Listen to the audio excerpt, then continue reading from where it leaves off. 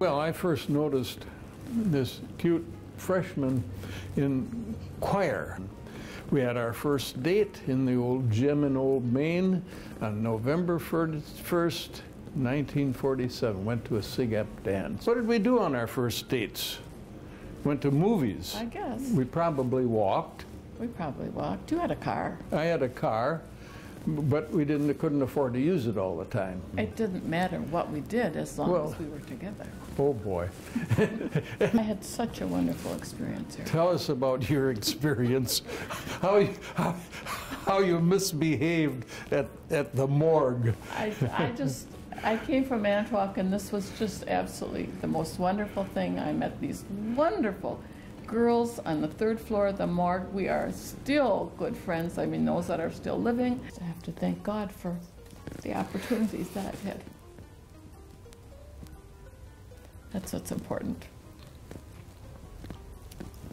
Amen.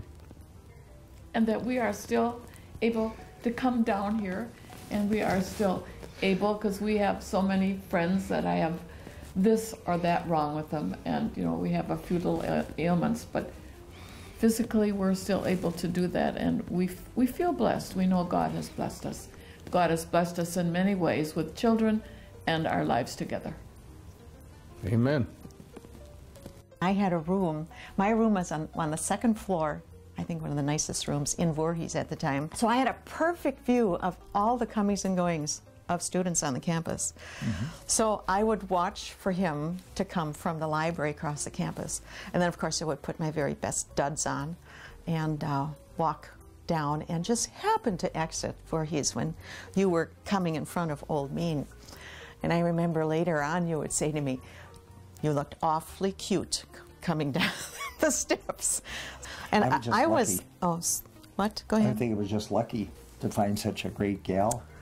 Oh my. I would just go, you know, accolades. She's really, you know, supported me in so many ways. What attracted me to him was that he was just such an amiable fellow and had a big smile. That was attractive to you? Yeah, okay. That attracted me to you, and your generally happy nature. Sure, yeah. The first date, I asked her to go to a nightclub in downtown Milwaukee with me to see Miles Davis.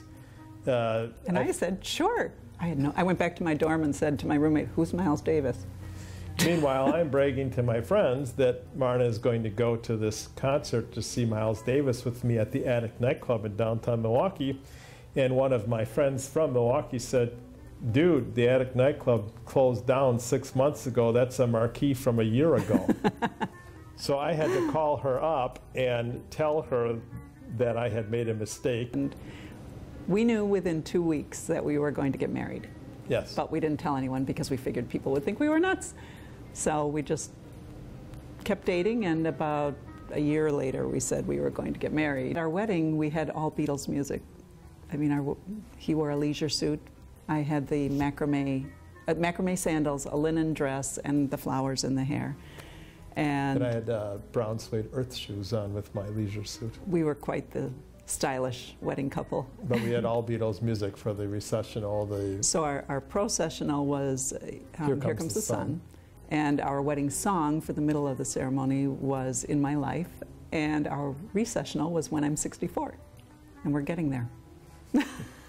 My grandma used to tell me that not to worry about who I was going to marry to, because she said, your prince is going to come in a white horse and he's going to fall in love with you. And I thought, okay, this is very old-fashioned. She believes in fairy tales. We were very compatible, and she was everything I was looking for in a wife, or to spend the entire lives together. The first time I met my husband, or I saw my husband, I was rushing from Kilbourne Hall to a meeting, and I was rushing, and I saw him driving a white Mustang, and that was the very first time that we our eyes crossed. She always cares for, of course, her family, friends, even people she doesn't know. She's always had a kind heart. I didn't realize that my grandma's story came through until our wedding day, that I realized I kind of went back into probably telling this story to somebody else.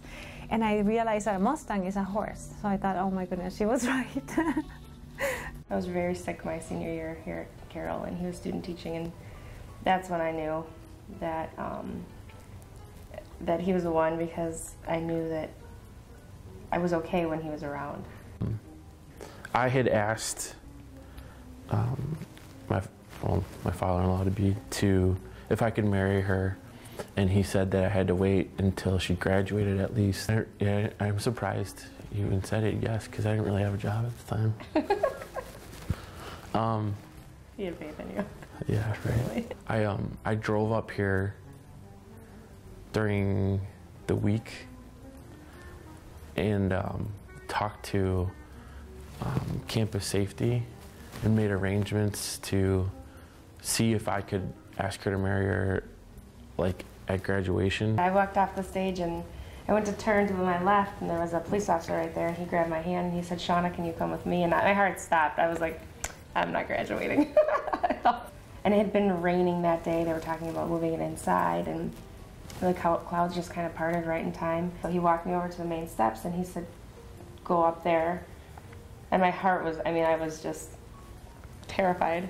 And as I got up there, Tim walked out the doors, and I was like, oh, okay. Oh, that's good.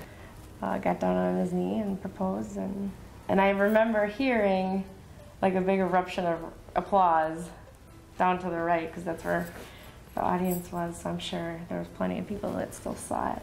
One of the coolest things I loved about the graduation and the freshman ceremony was the bagpipes. And so I remember that happening like at the end, and it just being this kind of magical day. This is Addison Shea Wolf. He was 4.5. Happy Valentine's Day.